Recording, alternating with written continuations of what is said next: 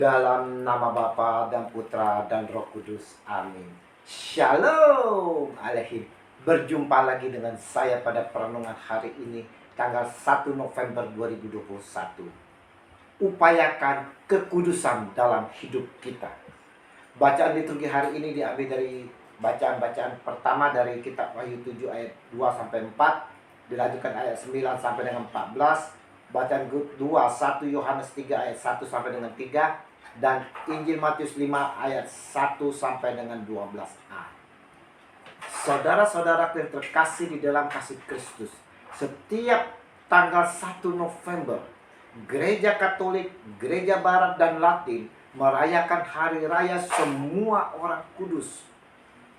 Dan di dalam doa syahadat para rasul atau iman rasuli pun kita mengakui akan persekutuan orang kudus.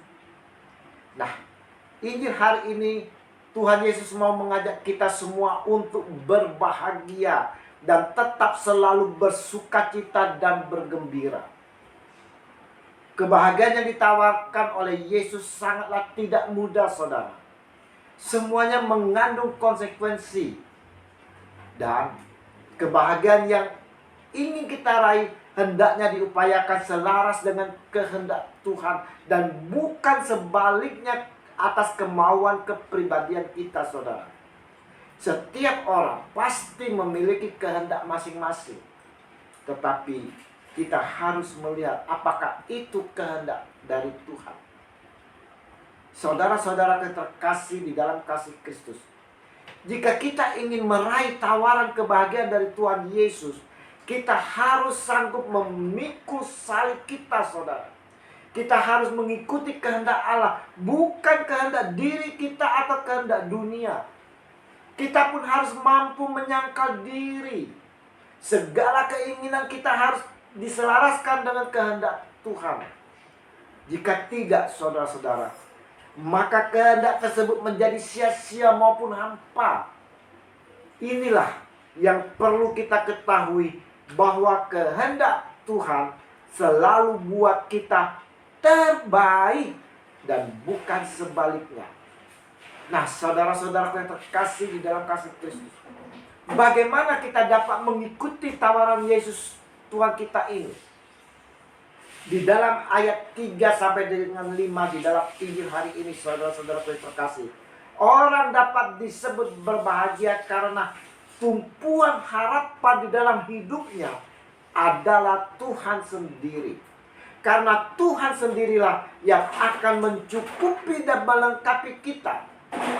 Dan orang berbahagia itu akan menyadari kalau Tuhan Yesus tetap berada di dekatnya. Kendati di dalam kehidupannya mengalami kesulitan sekalipun.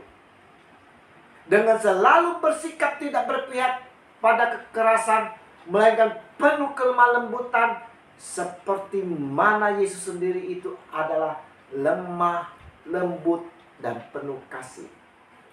Lebih dijelaskan lagi, saudara-saudara, pada ayat 6 sampai dengan 8, untuk mereka yang lapar dan haus akan kebenaran, yang murah hati dan suci hatinya, mereka akan disebut berbahagia. Kenapa? Karena mereka akan dipuaskan, saudara. Mereka akan memperoleh kemurahan dan akan melihat Allah. Bagaimana dengan kita? Apakah kita dapat merasakan kebahagiaan itu di dalam kehidupan yang secara real, yang sangat sulit ini, saudara?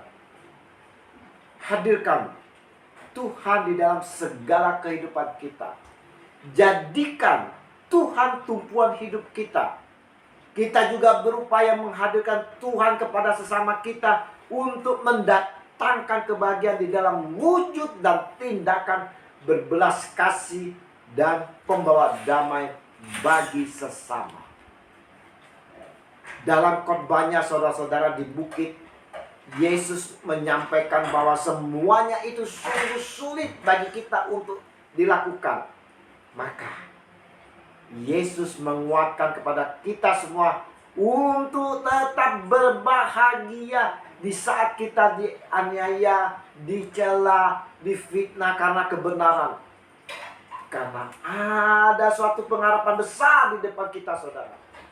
Kata Yesus, bersukacita dan bergembiralah, karena upahmu besar di sorga.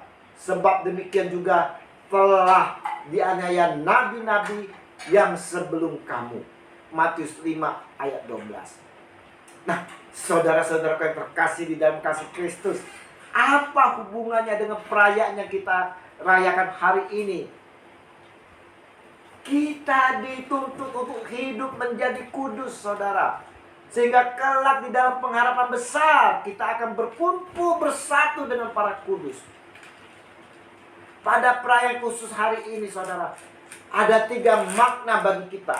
Yang pertama, memberi harapan yang semakin kuat kepada kita akan kehidupan abadi bersama para kudus di surga.